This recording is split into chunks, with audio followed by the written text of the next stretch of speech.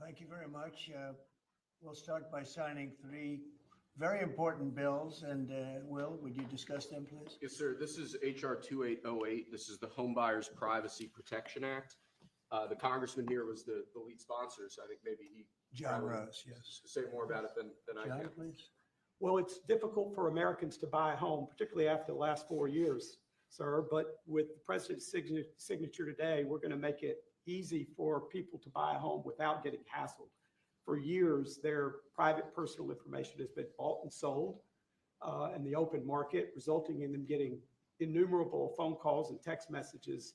But with your signature today, we're going to put an end to that so that when Americans try to realize the American dream of owning a home, they're able to do so without being harassed. Good job. Good. It's a great honor, John.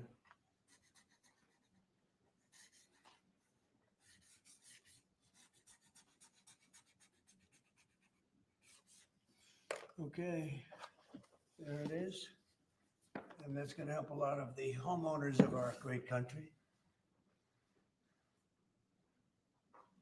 John, want to hold that? Sure. Thank you, John, very much. Thank you very much. Thank you very much. Okay, Will, you go ahead.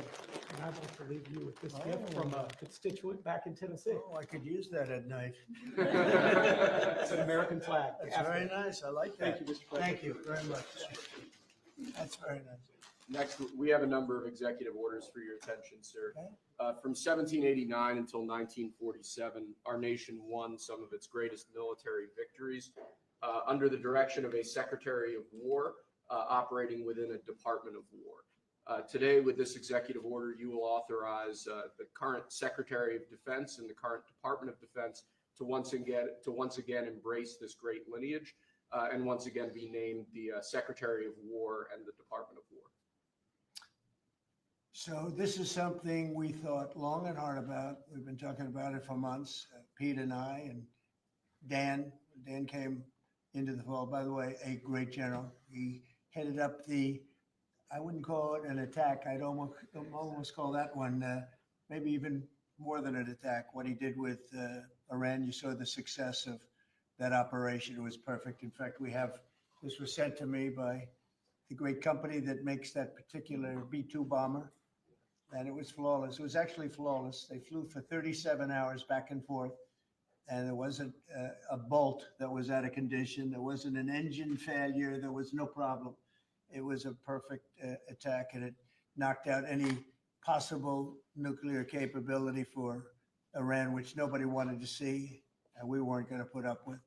So great job, Dan. And we've been talking about this Department of War. So we won the First World War. We won the Second World War. We won everything before that and in between. And then we decided to go woke, and we changed the name to Department of Defense. So we're going Department of War. And I'd like to ask our Secretary of War to say a few words. Pete Hegseth. I think it's a much more appropriate name, especially in light of where the world is right now. We have the strongest military in the world. We have the greatest equipment in the world. We have the greatest manufacturers of equipment by far. There's nobody to even compete. And you see that with this and so many other things.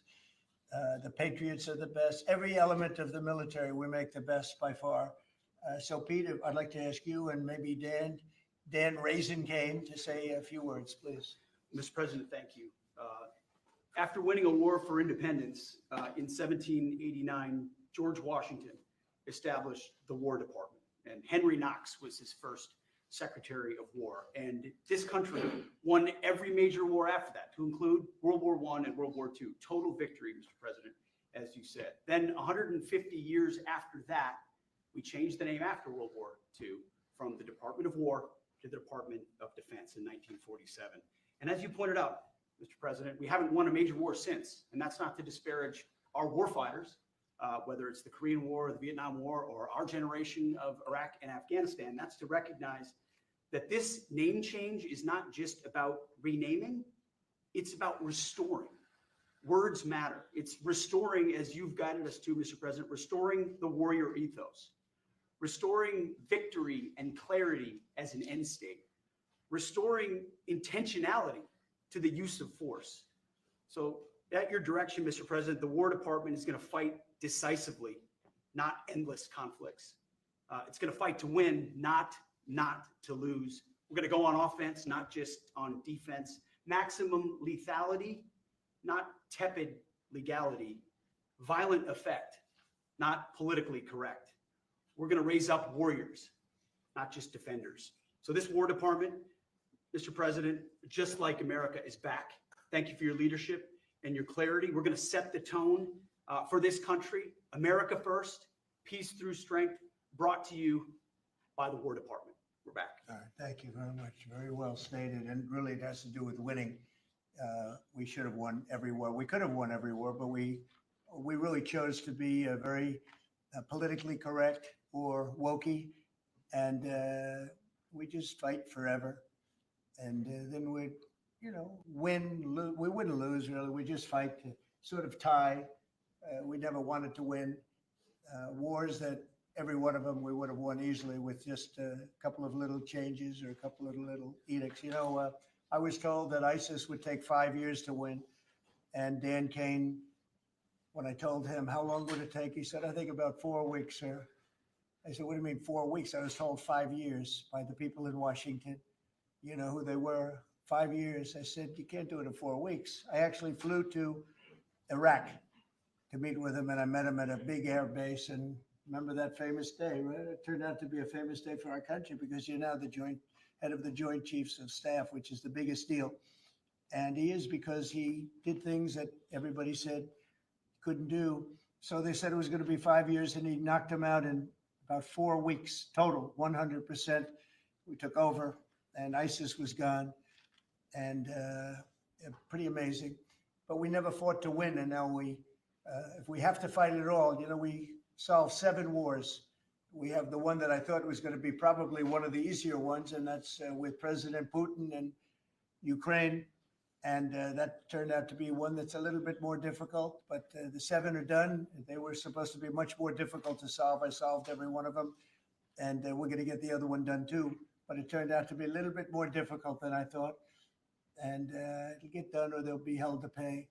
But because they're losing 6 to 7, it used to be 5. I used to tell you 5. Now it's almost 7. I guess 7,000 people last week, 7,813 people, young soldiers died, Russian and Ukrainian, not American soldiers. But it's a shame. And it's just, they're human lives, and I want to see it stop. But General Kane's done a fantastic job. And again, defeated ISIS, which they said would take a long time. And it didn't take a long time at all, and did other things that people said really couldn't happen. We have the greatest equipment in the world. We have the greatest soldiers in the world. Dan, say a few words, please. Yes, sir. Thank you, Mr. President. It's a true honor for me today to represent the incredible men and women of America's Joint Force. Today and every day, the 2.8 million service men and women stand ready to fulfill our sacred duty to protect America at home and abroad. As the President said, America's military is the single most powerful fighting force in the world. The mission you and the Secretary have given us is clear and unambiguous: to deliver peace through overwhelming strength. And I remind everyone that the U.S. military can reach any adversary at the time and place of our choosing. Service to this nation is an incredible gift, and we're grateful and honored every day to do so. Thank you, Mr. President. Well, thank you, and it's an honor to sign this. And we will do that right now.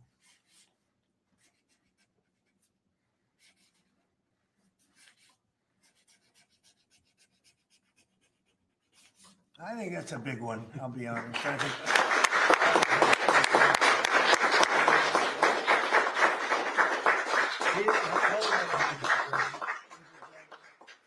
that's a big one. It's a big one, Mr. President. Do you have any questions on this subject? We're going to be discussing the G20 in a couple of minutes, but yes, please. Mr. President, what gave you the idea for this rebrand? A question for you, the newly minted Secretary of War. what message does this send to our enemies, to our allies, to the American people? And again, what gave you the idea for this rebrand at this moment in history, sir? I think it sends a message of victory. I think it sends really a message of strength. We're very strong. We're much stronger than anyone would really understand. And again, you know, having the great equipment, we have just so much better. You look at all of the, just any of it, submarines as an example, we're 20 years ahead of anyone else. Nobody even compares. And I let a lot of this happen in my first term. You know, we totally rebuilt our military. And then, of course, you had that catastrophe in Afghanistan where they gave up a lot of the equipment, but a relatively small amount, but a lot. It was a lot in Afghanistan. I think it was the most, General, I'd say it was the most embarrassing day in the history of our country, the way that happened, the way they went to the wrong airport. They should have gone to Bagram, not the local little airport with no security, with tight quarters, etc. You know what happened. I think it was the most embarrassing moment in the history of our country, frankly. That was under the Biden administration. It was terrible. And we were going to be leaving, but we were leaving with strength and dignity. We were going to keep Bagram because Bagram's 1 hour away from where China makes its nuclear weapons. We're going to have that all to ourselves, a big, beautiful place built many years ago for money that today would be the equivalent of, you know, many, many billions of dollars. You couldn't build it. The longest runways, the most powerful runways in terms of load capacity. And we just walked away from it. So stupid. And they were fools. The people were fools. No, we have the strongest military, and I think that indicates we have the strongest military. And, you know, we had it, and we won World War I, we won World War II, we won everything before, and as I said, we won everything in between. And we were very strong, but we never fought to win. We just didn't fight to win. We didn't lose anything, but we didn't fight to win. We could have won every one of those wars quickly, but they went a route that I think was probably politically correct, but not correct for our nation. So I think the Department of War sends a signal. Yeah, please. You alluded to this a little while ago, but you said that this rename is a quote, a good reflection of where the world is at right now. How do you square naming it the Department of War when you've been pursuing peace in so many different parts of the world? Well, I think I've gotten peace because of the fact that we're strong. If we weren't strong, those 7 deals I told you about, the 7 wars, a majority of them wouldn't have happened. They happened for 2 reasons, trade and our strength. Those are the 2 reasons. And probably strength may be more important than trade. So if I was very proud of all those wars. Those were wars that could not be settled, and I settled all of them. And we'll get the other one settled also. That'll get settled.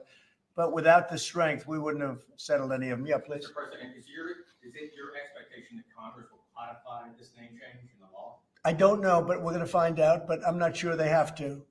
We're signing an executive order today, but we're going to find out. We're going to see. If they do, we're going with it, and we're going with it very strongly. There's a question as to whether or not they have to, but we'll put it before Congress. Do you know how much this rebrand will actually cost? And are there any concerns about, you know, the Pentagon's mission and actually cutting back on spending? But not a lot. You know, we know how to rebrand without having to go crazy. We don't have to recarve a mountain or anything. We're going to be doing it not in the most expensive. We're going to start changing the stationery as it comes due and lots of things like that. We're not going to be doing things like have been done in the past when they changed the name of forts that shouldn't have been changed. Those names of the forts should not have been changed, at least for the most part. And as you know, many of them have been changed back already. At the request of the communities, every one of those communities said, we want our name back, like Fort Bragg as an example. The people in that community wanted that name back. They refused to call it anything else but Fort Bragg. So we're not going to be spending very much money on that.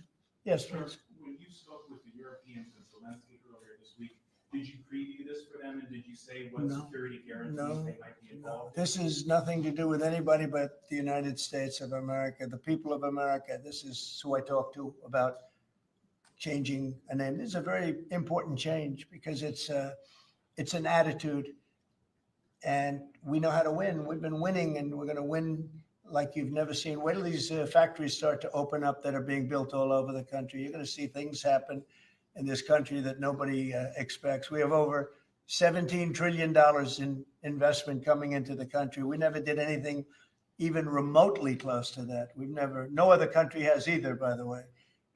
So you're going to see things that are pretty amazing, but it's really about winning. And what about the security guarantees aspect of that with Ukraine, sir? Well, we'll work that out. We'll help them. Look, we want to save a lot of lives, so we'll do something with that. I think people expect that. We'll help them. Europe will be first in by far, and they want to be first, and they want to see it end. Europe wants to see it end, and it'll end. It'll end all of a sudden. It's going to come together. You watch. Yeah. Did you want something right? Yeah, behind you, please. Yes. Yes, sir. You haven't been shy about taking bold, decisive, offensive action to protect American values. Strikes in Iran, strikes this past Tuesday on the positively ID'd trend to Iraq with narco-terrorists. Is that going to be a critical function of the department? It depends on the individual instance. We don't want drugs coming in from Venezuela or anybody else or any place else, so we'll be tough on that. And we don't want human trafficking. We don't want to see people coming in where they open their prisons from all over the world and they dump their prisoners into our country, which is what they did in the Biden administration, where they took insane asylums and places that held people that were seriously mentally ill, mentally incompetent, mentally dangerous, and they dumped those people into our country, and we're trying to get them out now. What they've done, what the Democrats and Biden have done to this country will go down in infamy, what they have done to our country. And especially that, they created the worst inflation we've ever had. That's nothing compared to what they did with the people in our country right now. And we're getting them out. And it's not easy when you have the liberal judges destroying our country. But we've won them all. We've won it all, ultimately won it all. Hard process. It should be easy. And we know who it is. We know exactly who we're looking for. We had 11,000 murderers dropped into our country. We've gotten a lot of them out. Or in some cases, they're so dangerous, we're afraid to get them out because they'd come back in. But for the last 120 days, 0 people came in. Can you imagine? This is me speaking, but these are figures developed by, they say, a pretty liberal group of people. They admit that 0 people came into our country. Think of that. A year ago, it was millions of people were coming in, millions. They were coming in. You could look at them and you could say, big trouble. And that's what we have in our country. But we're getting them out. And despite that, we're doing really well. Yeah, please, Brian. Yeah. Well, the recruitment's the most exciting thing. So when I was campaigning for the office, numbers were coming out that the recruitment numbers, generally, you could speak to it better than anybody, the recruitment into the military, all branches of the military and police and firemen and everything else. Anything having to do with like a public service, the numbers were horrible, record-setting bad. And now they're record-setting good. We're setting every record every month for recruitment. We're packed in the Army, Navy, Air Force, Marines, Coast Guard. My beautiful I love Space Command. I love Space. I see Space Command, but Space Force has been, we've got a waiting list of people wanting to go in. A year ago, especially a year and a half ago, when I took the lead in the polls, which was very early, it really helped with the recruiting. And when I won from November 5th on, it's been amazing. And over the last 4 or 5 months, we're just packed. It was very hard to get police officers. Now the departments are loaded up. Everyone wants to be a policeman or woman. So it's been a great thing. General, do you want to talk about that? Sure. As you said, serving our nation is an incredible gift that we give, and the reward on that gift pays back exponentially year over year. And I think the young people of America are seeing the importance of service, and whether it's in any of our armed services or in local police, fire, or rescue, service is an important thing that I personally encourage, and I know everyone else in government service sees that same reward. And Peter, on recruitment, what do you think? I was down at Fort Benning, the newly properly renamed Fort Benning, yesterday, watching Army basic training, and they're so full they can't barely handle the throughput. It is truly historic across all the services, as you said. It's been a surge into the, I was going to say the Defense Department, but I will say the War Department. And that you might almost call it a vibe shift, an attitude shift, a feeling that the country is back, that service is back. And there were military families last year, Mr. President, that said, I don't know if I can recommend, I mean, I wrote a book on this. I don't know if I can recommend service to my son or daughter, given what's been done to our military. You heard it over and over and over again. And I hear from those same military families right now, sir, and they're saying, I recommend to my kids that they go into this department, this Pentagon, under this commander in chief, who they know you'll have their back and they want to serve. So it is historic, and it's the biggest reflection of how motivated Americans are by your leadership, sir. You know, it really, it's nothing more than spirit, love for the country. I guess the esprit de corps, as they say, you have more of that than we've had maybe ever, frankly. But to see it turn over a period of less than a year, I would say, but to see it turn, nobody wanted to go into the military. Now everybody wants to go into the military. Jennifer, you wanted? Yeah, there's some new reporting on North Korea and this Navy SEAL incident in 2019. Can you say if the administration is engaged with North Korea on that incident since it happened recently? Yeah. And then can you share some? I don't know anything about it, no. I'd have to, I could look, but I know nothing about Can you it. confirm that it happened? I don't know anything about it. I'm hearing it now for the first time. Okay, great. And then on the Hyundai incident in Georgia with the arrest of some workers, construction workers at the plant, have you heard any feedback from Hyundai? I just heard about that a little while before the news conference, and I would say that they were illegal aliens, and ICE was just doing its job. But I know nothing about the instance that happened a little while ago. Okay. There has been some pushback on that though from South Korea already, and of course, they pledged to invest $150 billion in the U.S. Just here, last week. Are you concerned? Well, and they have the right to sell cars and things in our country. It's not like a one-sided deal. Are you concerned at all about, your immigration agenda potentially clashing with these economic goals? Well, we want to get along with other countries, and we want to have a great, stable workforce. And we had, as I understand it, a lot of illegal aliens, some not the best of people, but we had a lot of illegal aliens working there. So, look, they're doing their job. That's what they have to do. These are people that came through with Biden. They came through illegally. They came into our country. So we have to do our job. Mr. President, the now Department of War has been involved in the crime cleanup in DC. You tasked Congress with proposing and passing a crime bill. What are some things that you would really like to see codified in that crime bill? Well, I think one of the things is the cashless bail. It's killing it. When that came out, originally, when that came out the first time, that's when you saw the real big crime start to happen. Cashless bail, what a disaster that is. You murder somebody, you don't have to put up bail, and you go out in the street and you murder somebody else. That's what's happened. It happens so often.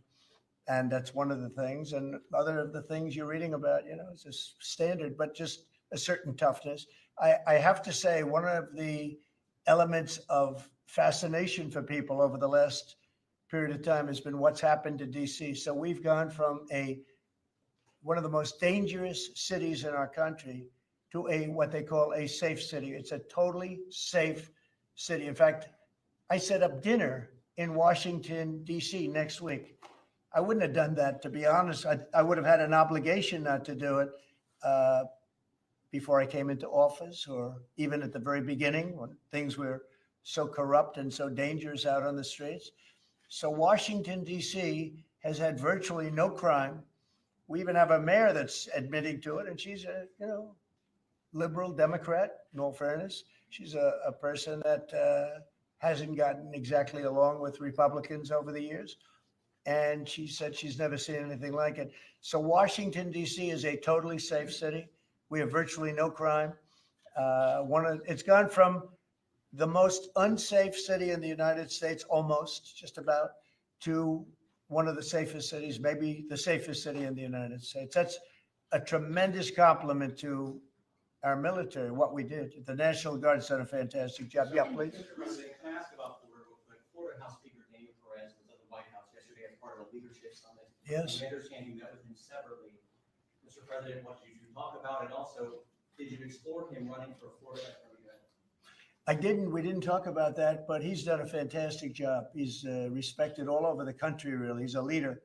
and he's done just a fantastic job. We didn't discuss anything having to do with his future. I'm sure he'd be very good at that. My second question, Alligator Alcatraz, sticking with Florida, a major ruling appeals court blocked the federal judge in order to close it and it can remain open for now. Your reaction? I think they've done a fantastic job in building it, the governor and everybody else that's been involved. It's an incredible facility. It's housing people for usually a very short period of time before they get brought back to their countries. As you know, we focus on criminals before we focus on anybody else. And we're taking thousands and thousands of criminals out every month out of our country, some of them murderers. And I think Florida's done a great job by building it. And whether it's Alligator Alcatraz or anything else you want to call it, I was there. I visited with the governor, with other people. I guess Nikki was there. Tom Homan's been there a lot. A lot of people have been there from, it's an amazing facility for what it is. It's not a hotel. It's not supposed to be a hotel, but they've done a great job with it. And I'm very happy with the judge's decision. You also mentioned Venezuela. I'll ask one more follow-up question on that. On the U.S. strike on the boat tied to the Venezuelan drug cartel, the Maduro regime is pushing back today. In fact, they say the U.S. seeks regime change through military threat. Your reaction to those words, and also, would you like to see regime change in Venezuela? Well, we're not talking about that, but we are talking about the fact that you had an election which was a very strange election, to put it mildly. I'm being very nice when I say that. I can only say that billions of dollars of drugs are pouring into our country from Venezuela. The prisons of Venezuela have been opened up to our country. They've taken their prisoners, the worst prisoners, murderers, Tren de Aragua. The worst prisoners that you can ever imagine are now happily living in the United States of America. Now, many of them we've gotten out. It's not easy to get them out because of the liberal system that we're working with in many cases, not in all cases. But millions and millions of dollars and billions of dollars of drugs are pouring out of Venezuela and other countries. Look, China, what they're doing with fentanyl is a terrible thing.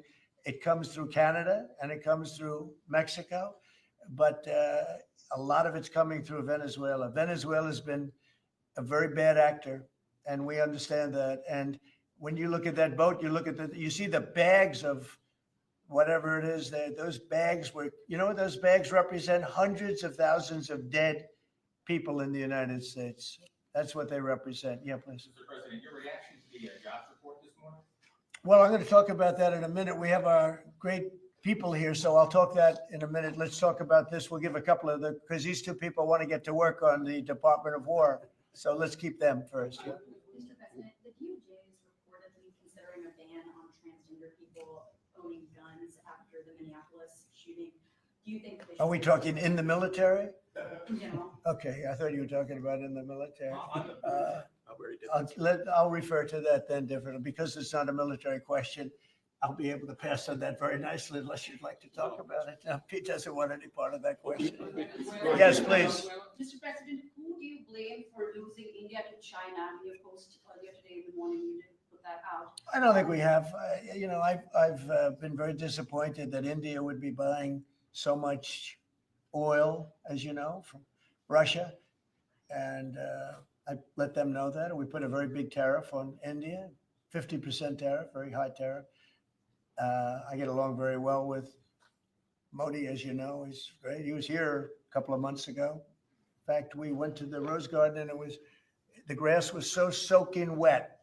It was such a terrible place to have a news conference. I said, well, let's use a beautiful white stone emblematic of the White House. Okay. And it's been very well received. But we had a news conference on the grass. That was my last news conference I had on the grass because everybody sunk in. You probably sunk in. Every reporter out there, they ruined their shoes. We made that change. It's been a really well-received change. Yeah, please go ahead. On Venezuela. You've sent F-35s down to Puerto Rico. You've sent naval vessels into the Caribbean.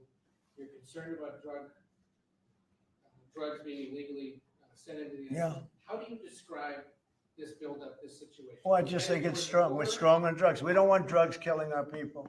I believe we lost 300,000. You know, they always say 95, 100,000. I believe they've been saying that for 20 years. I believe we lost 300,000 people last year. I know families that lost their son. those families will never be the same. I know a family lost a daughter, a beautiful daughter.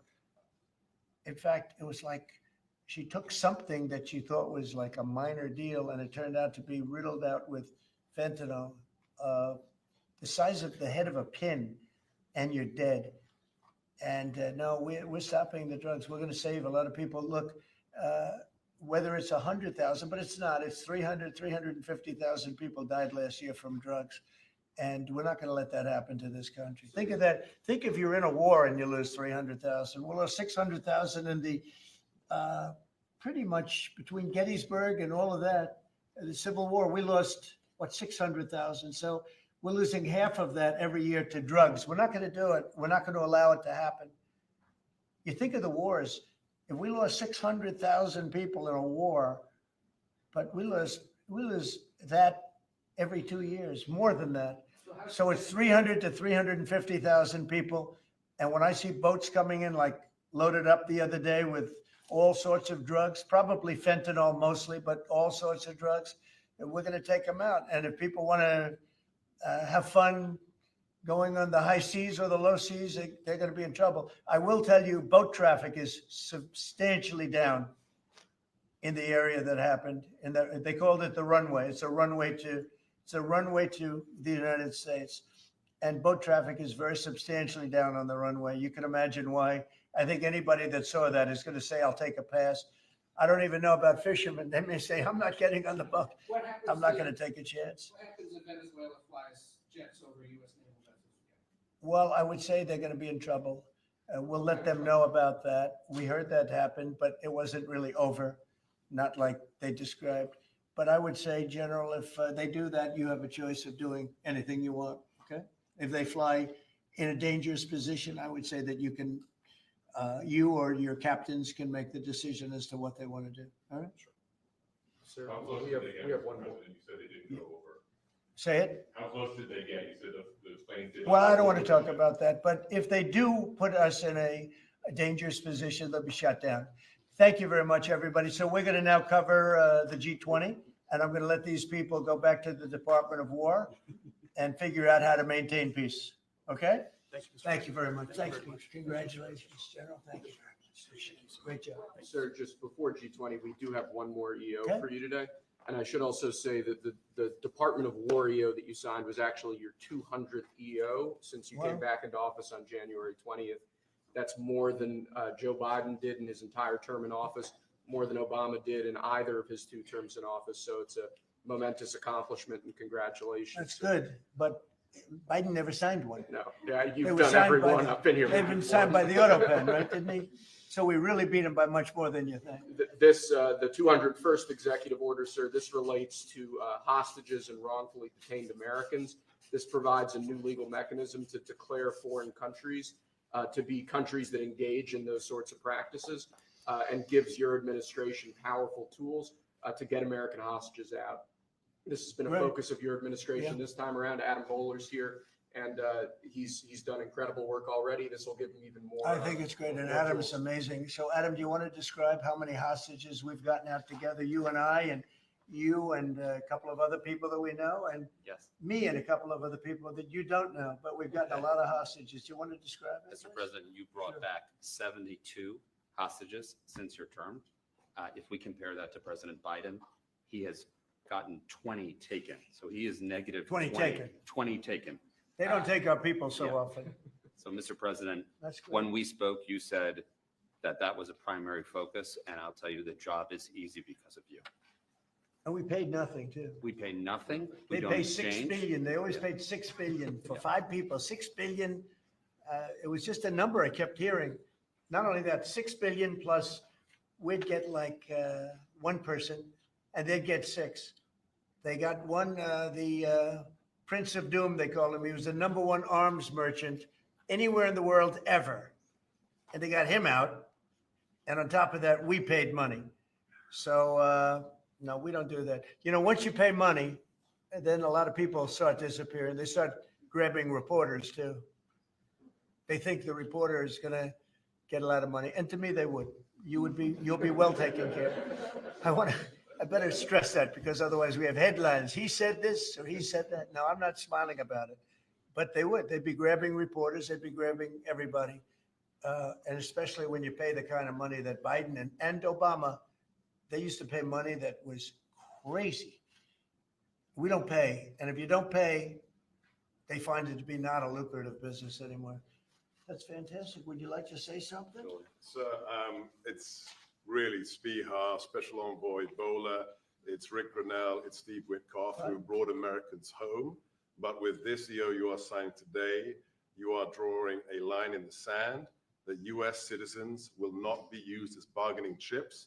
And it provides your Secretary of State, Marco Rubio, the same tool set to punish states who take our citizens wrongfully the same way that we can punish those who sponsor terrorists. This is a very significant EO you are signing today, sir. Thank you, Sebastian. Very good. You're doing a great job, too.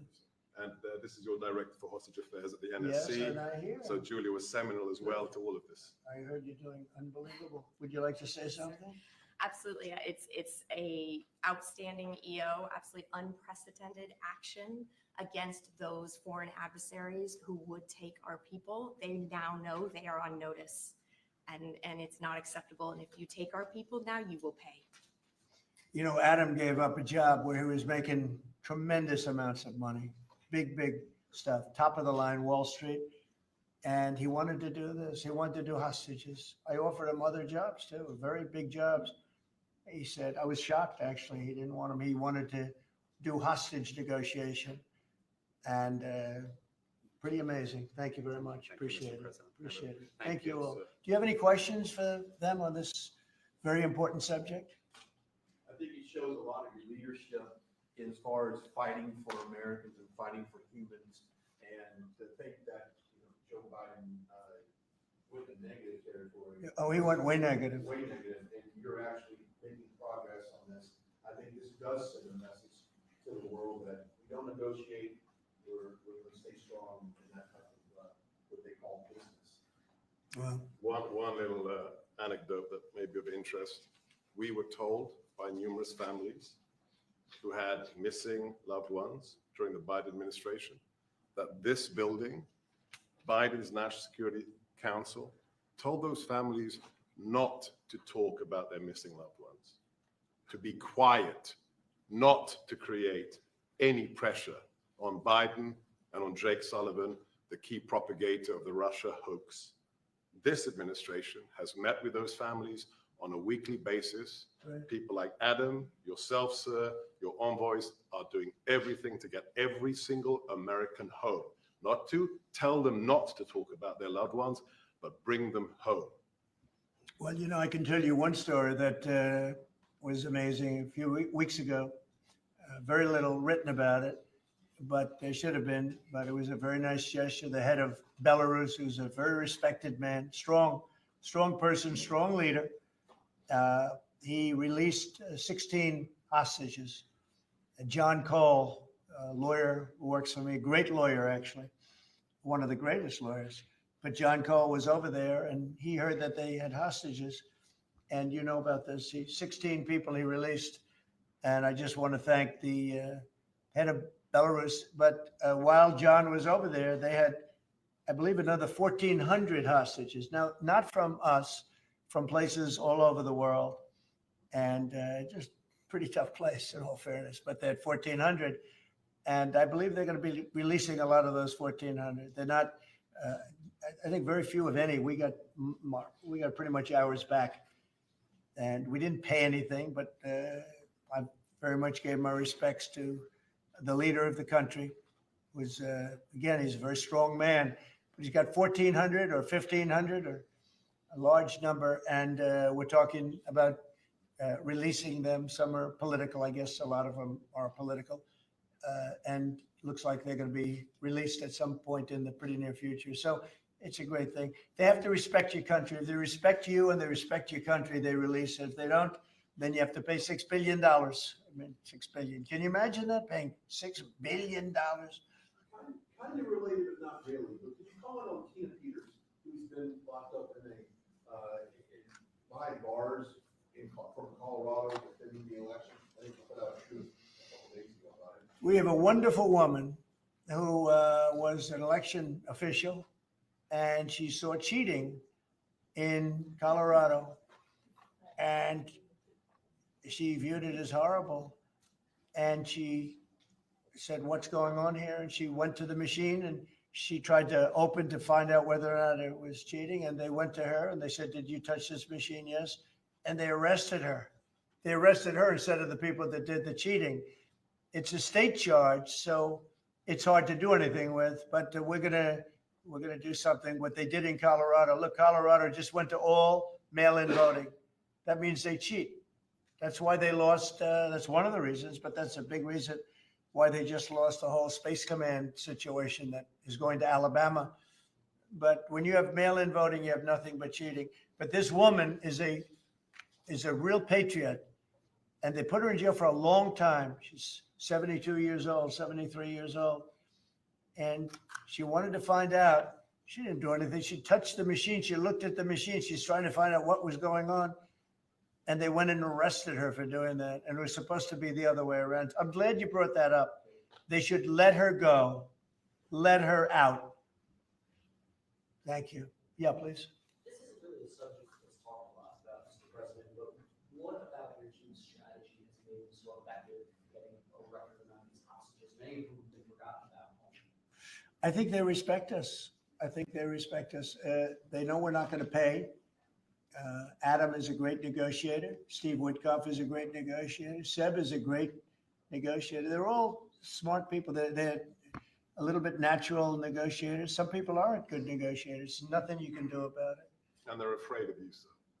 Yeah, well, maybe. I don't know. I hope so, or whatever. We have the best. I'd like to say respect, but whatever it takes. Yeah. I actually say whatever it takes. But we've got a lot of people out, and we'll continue. We don't have too many in. How many are you working on right now? There's not a lot left. We got most of our people out. We got them mostly back. Mr. President, do you have an update on the negotiations to release the rest of the hostages in Gaza? We're in very deep negotiation with Hamas. We said, let them all out right now, let them all out. And much better things will happen for them. But if you don't let them all out, it's going to be a tough situation. It's going to be nasty. That's my opinion. Israel's choice, but that's my opinion. They got to let them out. You got 20 plus you have about 38 dead people, young, beautiful, dead people. And I'll tell you, the parents want them every bit as much, almost more than as if their son or daughter were alive. But you have many dead people that are coming out as part of the deal. It's 20 people, but I think of the 20, there could be some that have recently died, is what I'm hearing. I hope that's wrong. But you have over 30 bodies in this negotiation. Can you believe? I mean, we negotiate for people that are living here. We know that at least 30 people are dead, and we're negotiating to get them out. The parents want them back so badly, as if they were alive. Every bit as much. It's really pretty amazing. It's very sad. I'm in the middle of it. And I put out the other day, I said, we want all 20. We don't want two. I was the one with myself and my people, Steve Witkoff and Jared Kushner was great on this. But they got a lot of people out. We got almost all of them out. They're down to 20. But Adam, we got like a tremendous number out. But I always said, when you get down to the final 10 or 20, you're not going to get them out unless you're going to do a lot. And doing a lot means capitulation. That's no good either. It's a very tough situation. But I put out the other day, let them all out. Every single one. No more twos and ones. We'll give you one this week, and in 2 months, we'll give you two more. And there's negotiation going on right now. Okay. And real quick, what is the biggest challenge negotiating with Hamas right now? 10 to 20, what do they want to let them free? Well, they're asking for some things that are fine. Look, you have to understand, you have to remember October 7th. People forget October 7th. It's not an easy thing to forget, right? But people forget, or they maybe purposely forget October 7th. So, you have to put that into the equation very strongly. It's amazing. Some people even deny it. They deny it. They're crazy. But I've seen tape that's as violent as anything that you can imagine. Many of you have seen those same tapes. So you have to put that into the equation too. So it's not an easy situation. It's a tough one. But there are 20 people, maybe a little less, but there are 20 people that we want out. We want the bodies of these parents. They are, I've never seen anything like it. The level of love that they have, they want their children back. And, I see demonstrations, big demonstrations in Israel about the hostages, not about the war, about the hostages, which puts Israel in a tough position because, it's tough to prosecute a war when you have people they want the 20 people back. They just want them back very badly and everything that goes with it. So it's very sad. Thank you very much. We're going to talk now about the G20. I figured we could wrap 2 or 3 up. The last time I took a day off, everybody said bad things happened to me. You know that, Seb? I took 1 day off. I didn't take it off. I was working. In fact, I was here. But I didn't do a news conference, and they said bad things happened to the president. That's why that's fake news, Mr. President. It's fake news. If you look, Biden, he had a press conference. He missed it for about a year, right? About a year. And I never saw any stories like that about him. He didn't have, and when he had one, they'd ask him, what flavor ice cream do you like? He'd say vanilla. How many times have they asked him that question? What's your favorite ice cream, sir? Vanilla. Okay, that's enough. Thank you, ladies and gentlemen. They don't have to go through this, but we all have a good time. I only do it for one reason. I think it's good for the country. And we are very transparent. There's never been transparency like we have. There's nothing to hide. So thank you very much on this, Will. Great job. Appreciate it. So we're going to talk about Florida, the great state of Florida now, because it's going to be a very exciting thing to host the G20. And as we celebrate our nation's 250th anniversary next year, the United States will have the honor of hosting exactly that, the G20 summit right here in America for the first time in nearly 20 years. This afternoon, I'm thrilled to announce that the 2026 G20 conference, which will be, I could read off the countries that we're talking about, but you know who they are, I think. Does anybody want me to list them specifically? Jennifer, you're okay?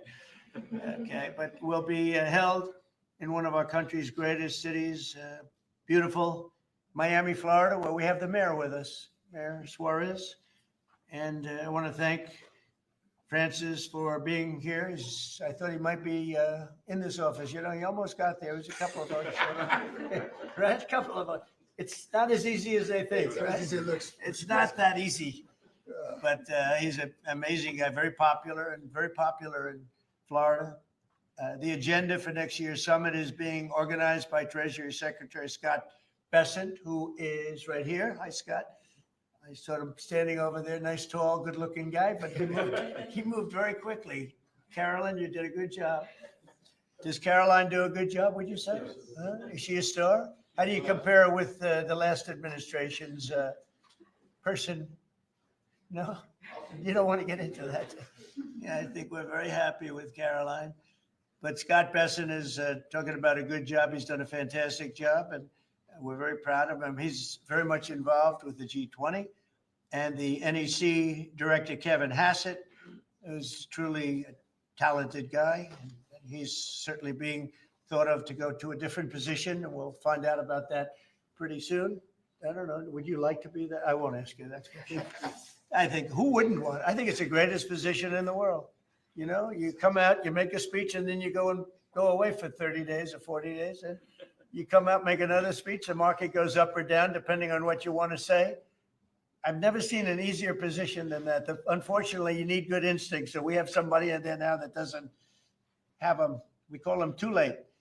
But it will focus on unleashing economic prosperity by eliminating the burdensome regulations, unlocking affordable energy, and pioneering new technologies. And it's going to be very important. The United States is already leading by example, and America is the hottest country anywhere on earth. We have more being built under construction now than they think anybody that they've ever seen. I mean, literally, some of these places are just really unbelievable what they're building, the size.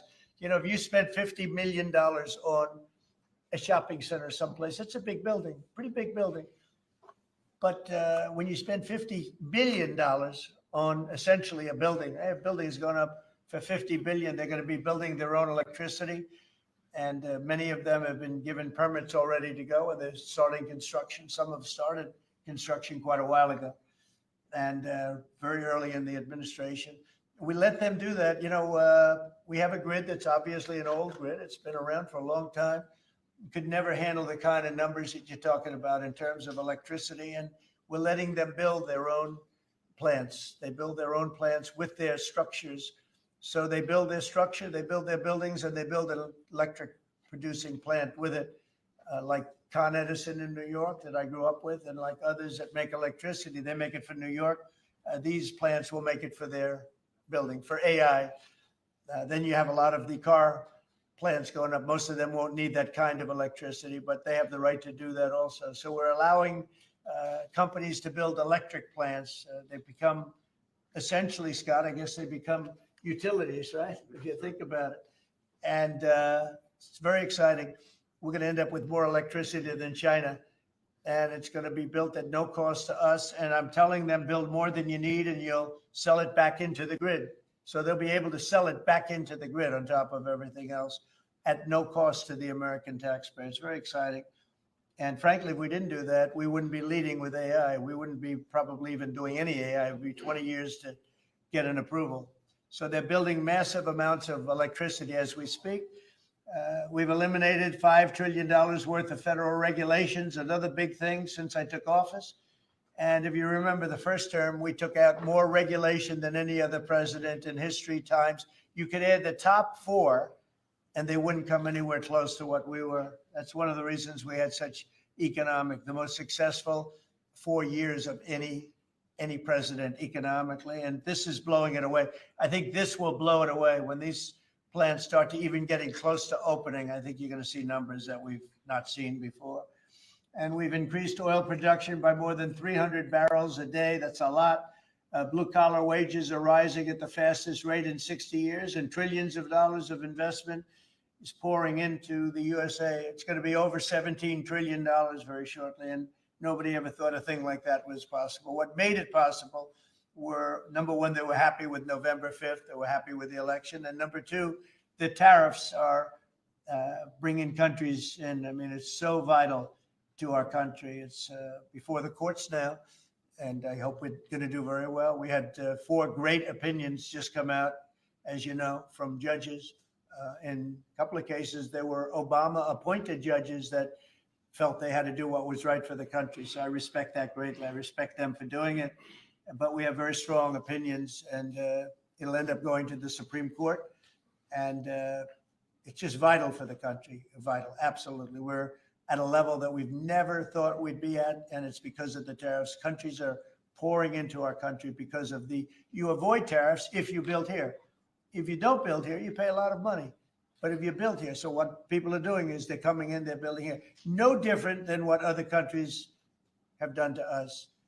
But we have a big advantage over other countries. We have a market that we built up during our 4 years. That was amazing. We took a commanding lead during that 4-year period. So it's a very exciting thing, but I look forward to showing our incredible success to the world when we visit Miami next year. And I'd like to ask Mayor Suarez, truly a highly respected gentleman who's loved in his city.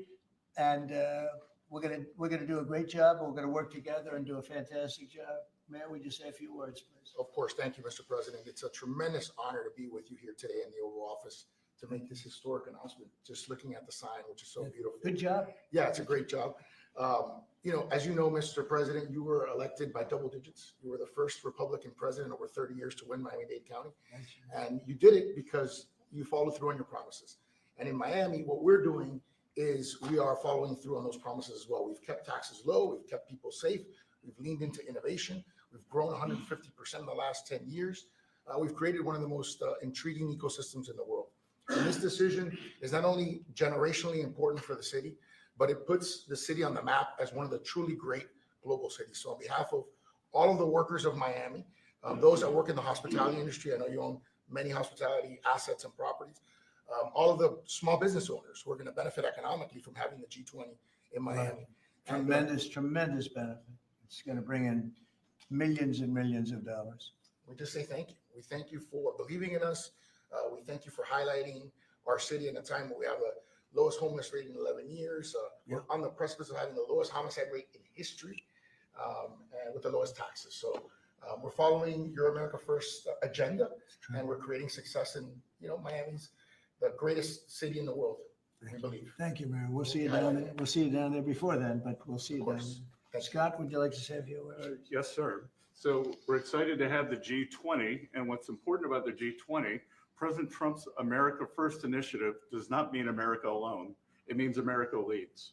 So we will be holding the G20 in the capital of the world, Miami, next year to showcase the beginning of President Trump's second term. Will be a year and a half into it. We will have done peace deals, tax deals, trade deals. We've made the U.S. the best place to come, start a business, have tax certainty, energy certainty, and regulatory certainty. And it's going to be an exciting event.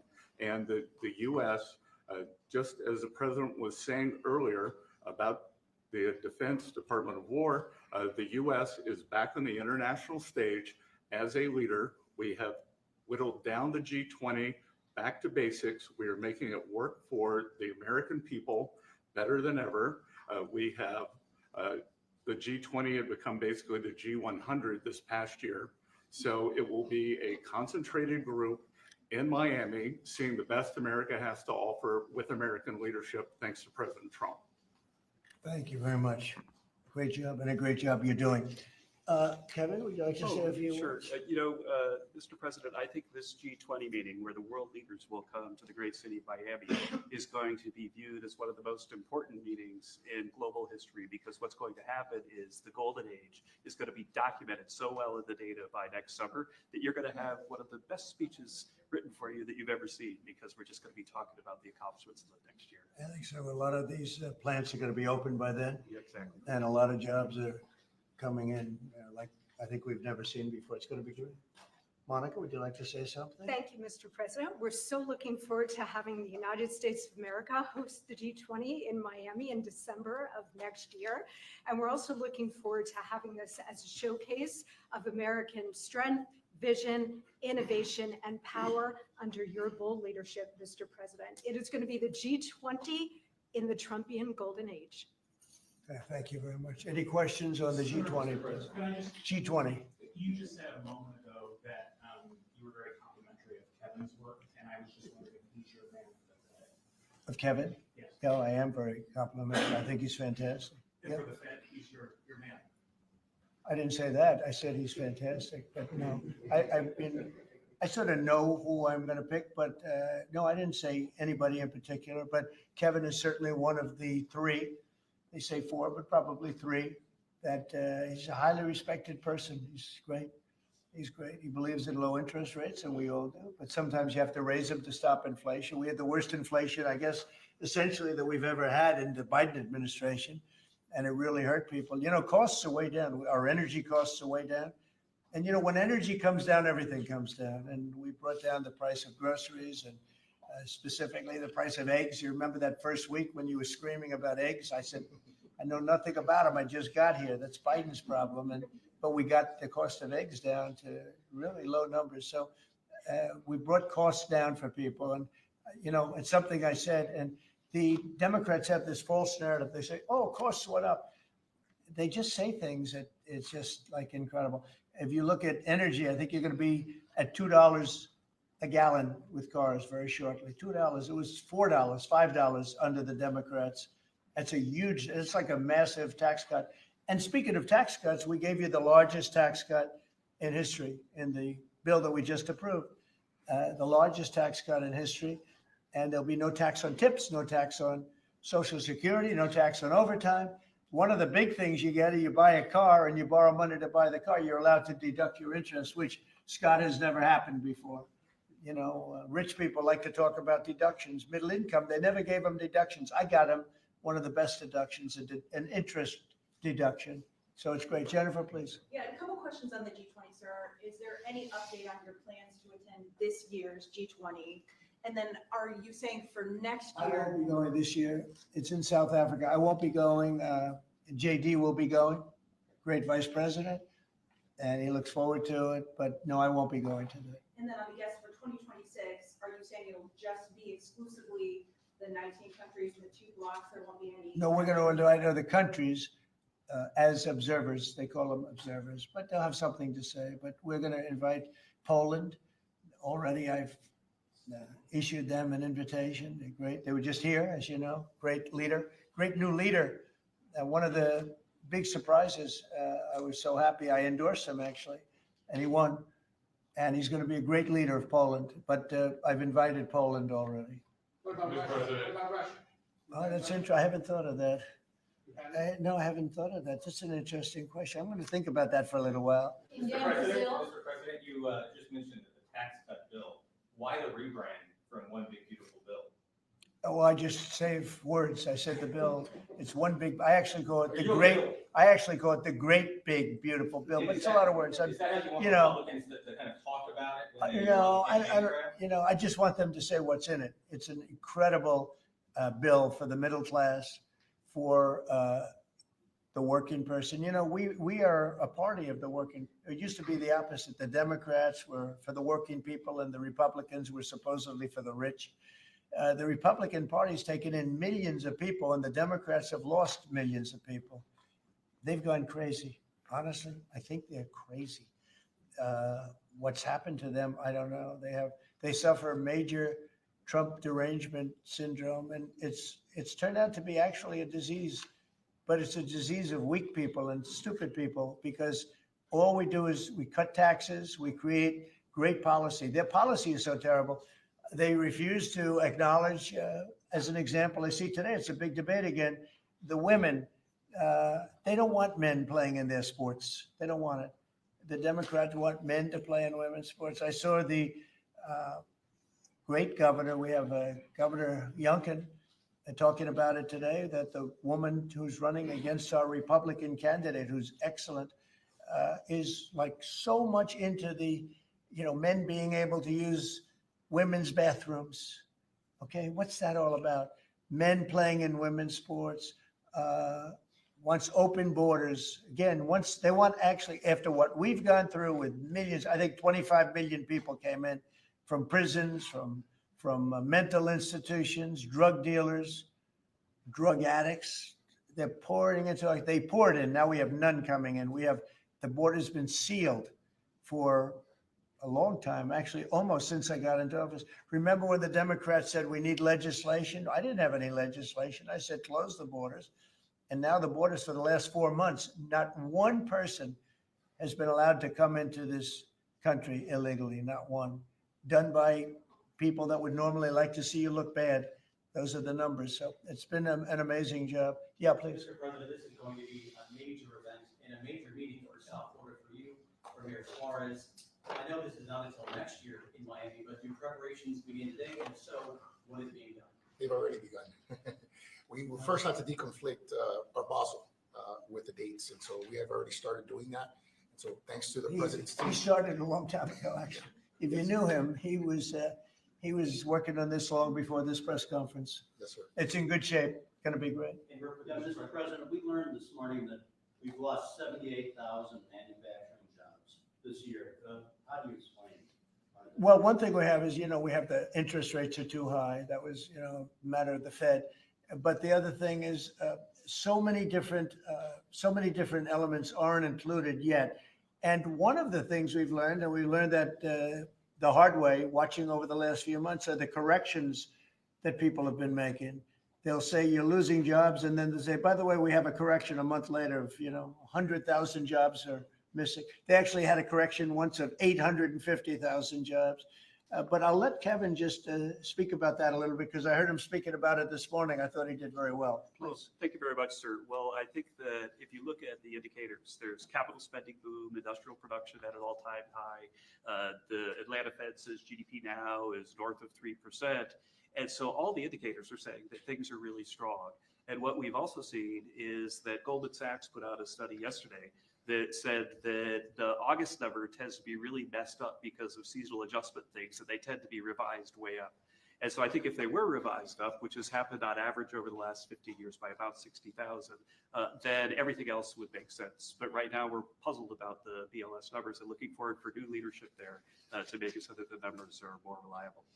And again, we're building, they've started building all of these factories and plants, including car factories. Car factories are coming back. We lost more than 50% of our car production over the years. And I think we're going to get all of it back. It's coming back in really rapidly. We're building a lot of car plants. Indiana, places that you don't think of it so much are taking, but also Detroit, lots of places it's coming in where I think we're going to get everything. We've lost it over a period of 40 years, and I think we're going to get it all back in a very short period of time. And big ones, big plants, incredible plants that were never going to come back. Without the tariffs, they wouldn't have come back. And I think without the election on November 5th, they wouldn't come back either. The election was very important also. Yeah, please. As we've been here, Mayor Adams of New York has announced that he's staying in the mayoral race there. Can you react to that at all? No, I mean, he has to do what he wants to do.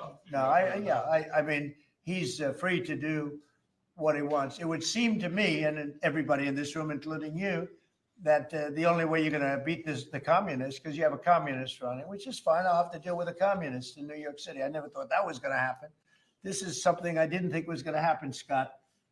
You're going to have to explain this one, because we're going to have a communist mayor. It would seem to me that if he stays in, if you have more than one candidate running against him, it can't be one. If you have one candidate, if he's the right candidate, I would say that Cuomo might have a chance of winning if it was a one-on-one. If it's not one-on-one, it's going to be a hard race. And we'll get used to a communist, and he's going to have to go through the White House and get approvals for everything. And we're going to make sure that New York is not hurt. We want to make sure that New York is cherished and taken care of. And so I didn't know he was running or not running. But you didn't offer him an ambassador? No, I didn't do that. No, I wouldn't do that. It's nothing wrong with doing it, but I didn't do that. You asked for the G20, we understand that it'll be held in Doral. Yes, it's going to be a Doral, yeah. You considered that with the G7 last time you decided against it. Why go forward with it? Well, I think that everybody wants it there because it's right next to the airport. It's the best location. It's beautiful everything. They actually requested that it be there because location is the best. And we will not make any money on it. We're doing a deal where it's not going to be money. There's no money in it. I just want it to go well. And it's going to be each country will have its own building. I think it'll be really a beautiful thing. And Doral's been very, very successful. One of the most successful properties in the country. And, frankly, it's the problem is in December, that's the biggest month in Florida. So using it for you can't get a room in Florida in December, January, et cetera, that area. And that's the time we're talking about. So from that standpoint, it's not good, but we want to make sure it's good. I think Doral would be the best location. And again, they'll have their own buildings. It'll be incredible for them. And being like less than 10 minutes from the airport, and it's a big airport, international, all of the planes will be able to land, go right into their quarters. So I think it'll work out very well. Earlier on your Fed answer, sir, you said that you're looking at maybe three candidates. Three candidates. Should we interpret that you like Secretary Bessent in his current role? Well, I like him too, but I had him as a fourth. I know I had four. You were talking about four. Now I'm talking about three. He told me I'm not leaving. He wants to be doing, and if he was leaving, he would certainly be one of the people I'd wanted. But I asked him specifically. I could ask him right now, would you rather stay where you are as treasurer, or would you rather go to the... Sir, I'm the only person on the planet who does not want the job. Okay. He really told me, he said, I love what I'm doing. I wouldn't want to really take him because he is doing a great job. Are the top three still then, I am looking at Kevin also, and I'm looking at, I would say you could say those are the top three. Good job. It's very good. You're saying that you believe Andrew Cuomo would be the best one-on-one candidate against him? Well, I think if I'm only going by the polls. It's not an endorsement or anything. It just seems that he's second. And what you do to win is you take the guy who's second and you hopefully add one and two. But maybe if the one isn't getting out, then he's not getting out. And that's okay.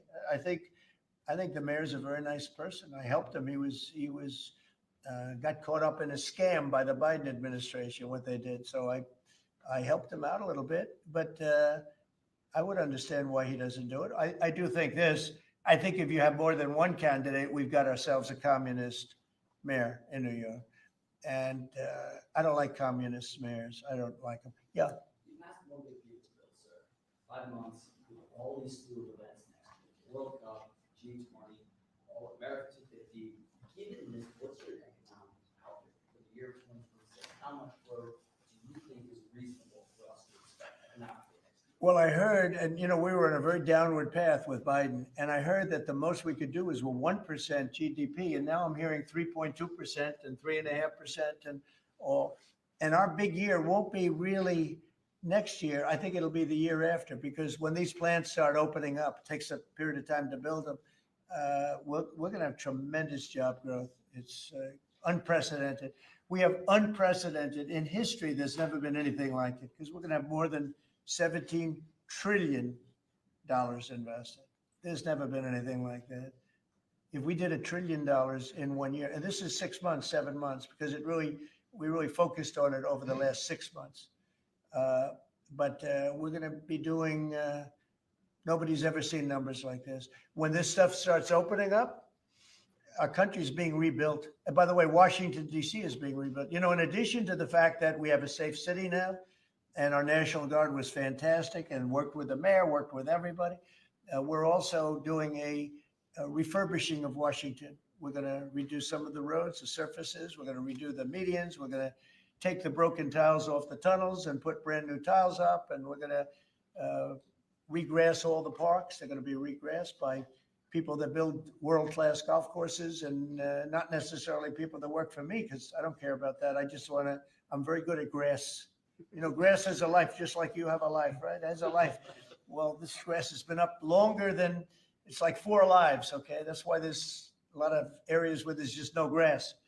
But we're going to regrass all of the parks. We're going to, in a year from now, you won't even recognize it. Graffiti's gone, the tents are gone, the medians falling into the roads are gone, the potholes will be gone, the marble's going to be polished and beautiful. It's all going to be beautiful. We're working with Clark Construction, who's, one of the, well, definitely the biggest here, one of the biggest in the country. And they've been great. And we're going to do about a 10-mile radius from the White House, from the Capitol, looking sort of at both of them, go right in the middle of both of them and start drawing circles. And everything is going to be spit-shine. When the head of Poland came here last week, and when other leaders came here, a lot of them have been here over the last 8 months. I said, what do you think? And they said that we're a little surprised at the look, the filth on the road. Now it's much better. We've got it much better, but we have to do some construction things. I mean, you have medians that are all broken and rotted and rusty and disgusting. And they're all going to be changed. You're going to have a very different look. You're going to have the look of prosperity, not the look of poverty. But the big thing right now, initially, is we have no crime in Washington. We literally have no crime. They said it's down 87%. It's not down 87. It's down like 100%. We have almost no crime. People are going to restaurants that wouldn't have even thought about it. And I know families that have gone 4, 5, 6 times to restaurants over the last few weeks. And you people are in the same category. I mean, yes? I agree on that. Thank you. It's a whole different place, right? No, that's very nice. And you're so tough usually. I like her now, right? No, because she was truthful. Is that a correct statement, Brian? Yes, sir, it is. I heard you were actually mugged. You're a big, strong guy. I heard. I can't do anything when you have to No, you can't. You say, thank you very much, right? Can I follow up with the beautification of these? Yeah. Yeah. Just out front of the White House is a blue tent that originally was put there to be an anti-nuclear tent for nuclear arms. It's kind of morphed into more of an anti-American at sometimes, anti-Trump at many times. Where is this blue tent? Right in front of the White House on the north lawn, on the other side of the Black Gate in Lafayette. I haven't known this. All of us in here walk right by it every day. It is an eyesore. Oh, I didn't know that. Take it down. Take it down today, right now. Nobody told me that. So you're saying there's a blue tent? It's been there for 30+ years. It was originally a peace tent, but it's kind of morphed into Well, something. yeah, morphed into radical left. Okay. But what I've heard. Is it in the ellipse? Where is it? No, it's in on Lafayette Park. It's actually- Lafayette Park. Take it down. Okay. Okay? What's interesting about it is I've had people tell me it's a public health hazard because people sleep in there, they eat, there's rats. Yeah. But also it could be a national security risk because people can hide things in there, they can Okay. put weapons in there. We're going to look into it right now. Yes, sir. We have removed over 50 tent sites, not 50 tents, hundreds and hundreds, maybe 1,000. I think it's over 1,000 tents, but 50 sites. So I'm a little surprised to hear that, but we're going to look into it right now. Lafayette. On the National Guard, the Yes. DC mayor has gotten on board with your plan with DC, but the DC Attorney General has said that he plans to, that he's suing you for Yeah. your federalization of police. What's your Can you imagine, we have an attorney general who's not related at all to the mayor, by the way. You know, it's a totally separate department. We've got so many separate departments. You have the district attorney has nothing to do with the mayor. The whole thing is crazy. But how about this? We just set a record on low crime in Washington, D.C., and we have a man suing us to let us go back to high crime. We're going to have to be here for a little while to make this really work long term after we're gone. And so we're going to meet that head on, and I suspect we'll be very successful. And I can always declare a national emergency because this was a national emergency. But right now we have the safest city. We have now one of the safe cities in the country. We had almost the worst. I mean, a city that was as bad as some of the horror shows that you've heard about for years. And we're going to fix some of those horror shows too. Okay? President, the Google ruling today you posted on Truth Social about the Europeans fining Google. So Google is a great company. Yeah, Google is a great company, American company.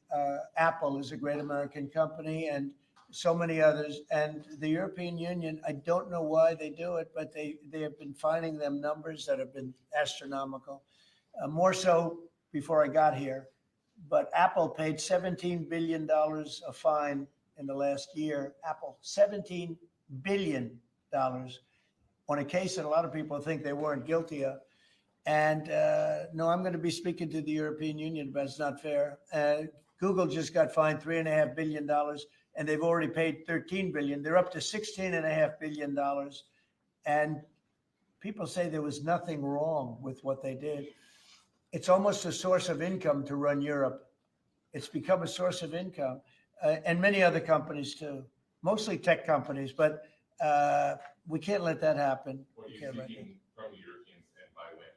No, I can just say you can't do that. I mean, you know, they respect us now. They didn't respect us a year ago. European Union respects us. Look, they're paying us $950 billion, right? They got to respect us. They were very disrespectful of our country. I have great respect for Ursula. I've gotten to know her very well. And I just don't think it's fair that they're taxing and really it's almost become like a tax. It's become so regular. And I've gone to lawyers and I've asked them, what do you think? They said, they didn't do anything wrong. We can't do that. It's not fair. And it's interesting. I don't hear that about China, and I don't hear that about other places. I hear it about the European Union. We were talking about it last night. I think we had a gathering. That was the highest IQ group of people I think any room has ever had last night, you know? That was about as high as you can have. All the tech geniuses were there. They love their computers. They would tell me more about chips that I want to know. Did this come up last night? Yeah, it did. It did come up. A couple of companies said that they were taxed by the European Union. It's interesting. They weren't complaining about, in that regard, China. They weren't complaining about other places. It's the European Union, and they have. Apple was again forced to pay $17 billion last year. So I think we're going to change that around. It's just not fair. We don't want that to happen to our companies. And you know, if somebody does that, we should be doing it to them. They've got to pay, let them pay us. But you just can't do that to our companies. Yes. Was Elon Musk invited to the dinner last night? I wanted to go back to the G20 real quick in Miami. You know South Florida very well. Many cities are being considered for the G20. Was this a hard decision, or did Miami just stand out to you? It wasn't a hard, really. I mean, look, it's got the weather. We're in December, so it's, you know, cold in some places, and that's beautiful too. Cold weather's nice. It's all nice, you know, depending on the city. But no, Miami really wanted it. The mayor really wanted it. The people down there really wanted it. You might just address that for a second, Mr. Mayor. Yeah, as I said, I mean, a conference of this kind does two things. Number one is it puts us on the global map with the great global cities. And I think that's something that we've been trying to achieve for a generation.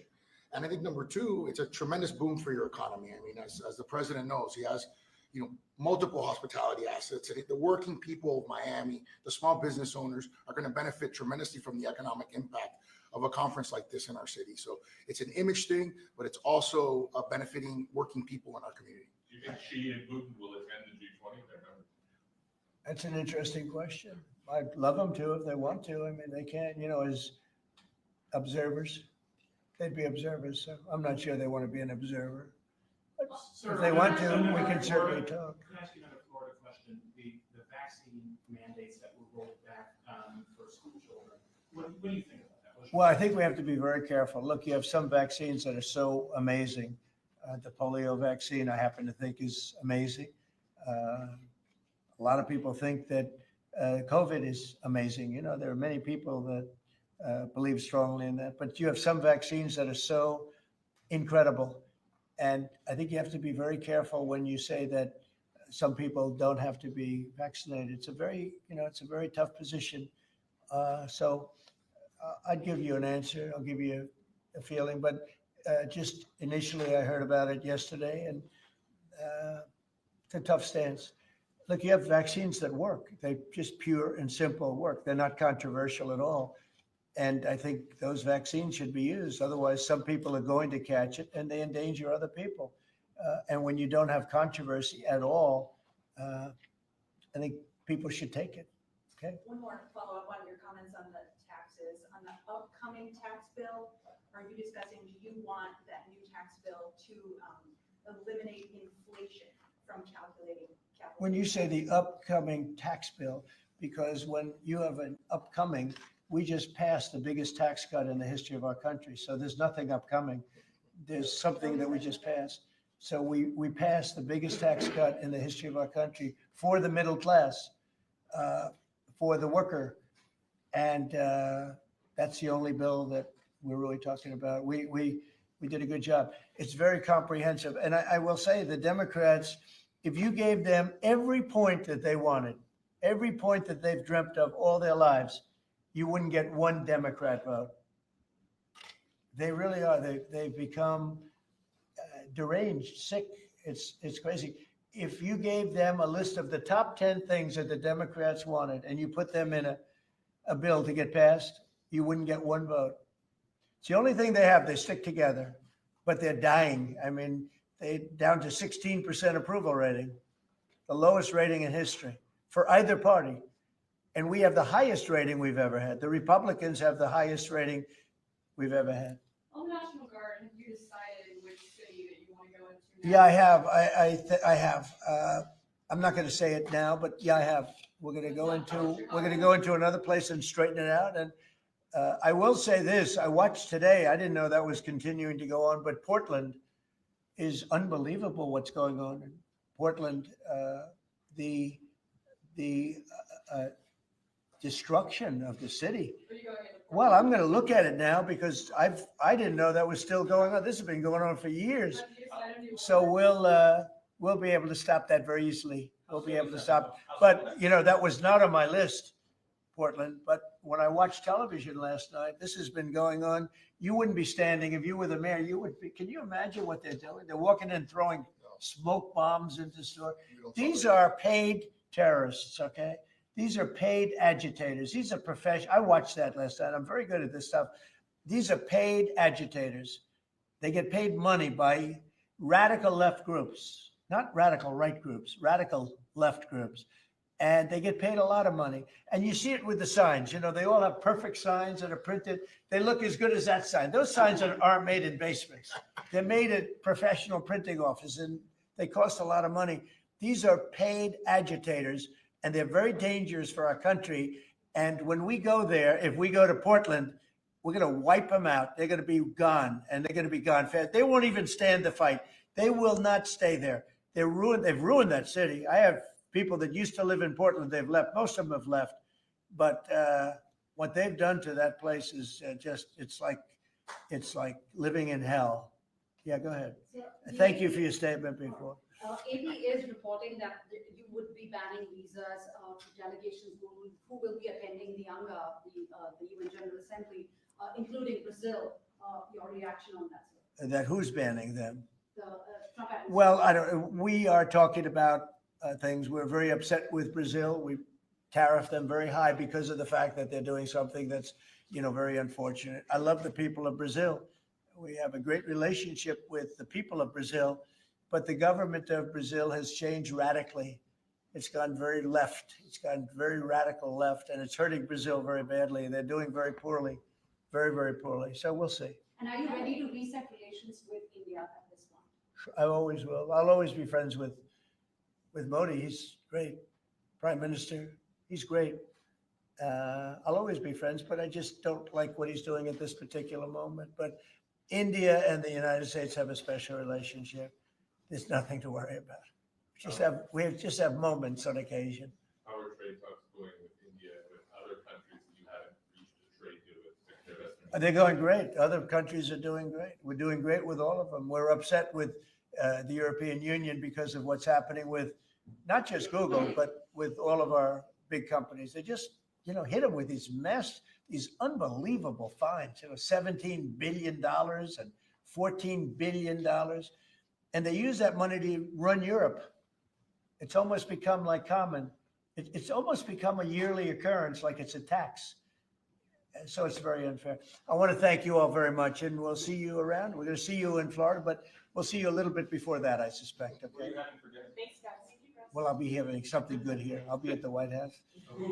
Thank you. Thank you very much. Thank you. Thank you very much. Thank you.